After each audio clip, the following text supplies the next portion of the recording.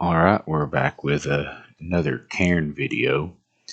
This time I'm inspired yet again by Axe Wizard. He's the man. I noticed that he's got his new adventure guards coming out soon to a PDF near you.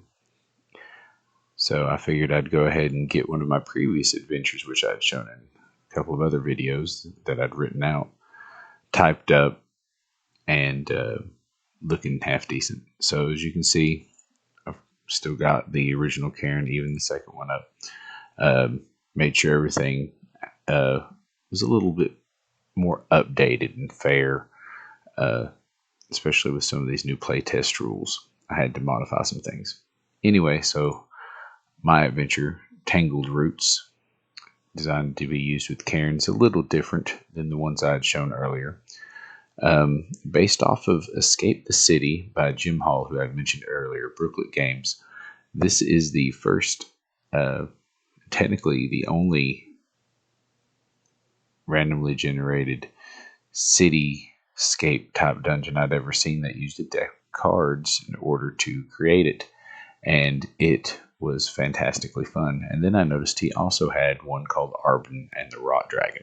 This does not use cards to generate the dungeon. It's its own self-contained dungeon, only a few rooms, but it does have a few monsters and a few silly plot points that were worth tweaking and adding and working into my game. So there you go again. Escape the City, Arbin and the Rot Dragon. Amazing adventures for Cairn or for 5e. Nice and short by Jim Hall, Brooklet Games.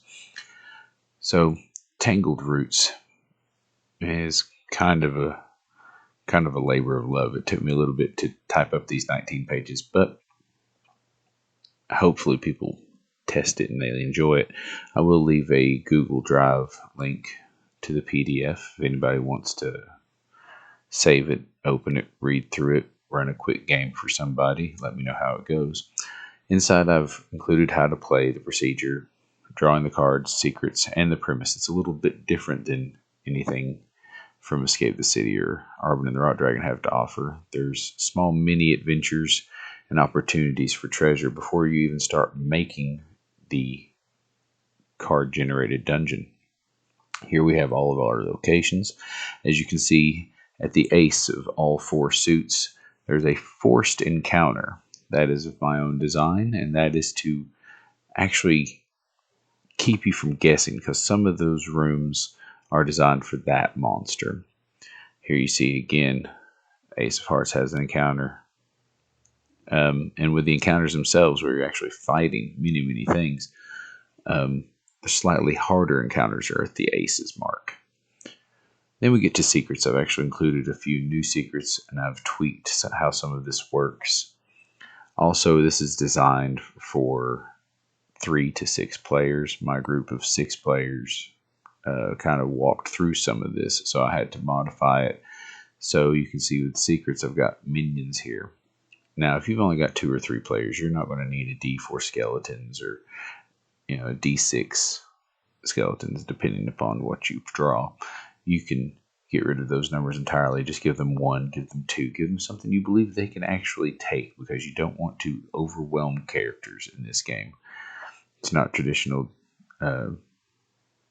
RPGs like Pathfinder or D&D, where everybody's got all kinds of armor and hit points and it can actually take a hit.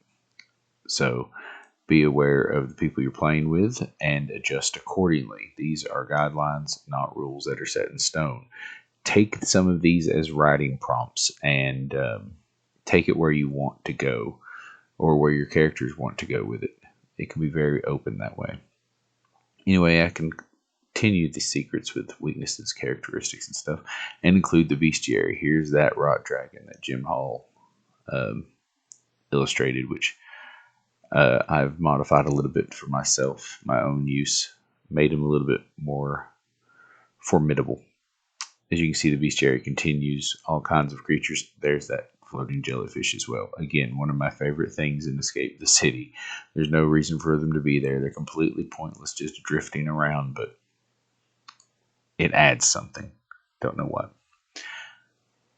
We continue on. The bestiary is a little bit more lengthy than I thought it would be, but I think it gets the point across. You know what you're fighting. I included the random treasure table as well for everything that my group had found, and gave a nice big credit.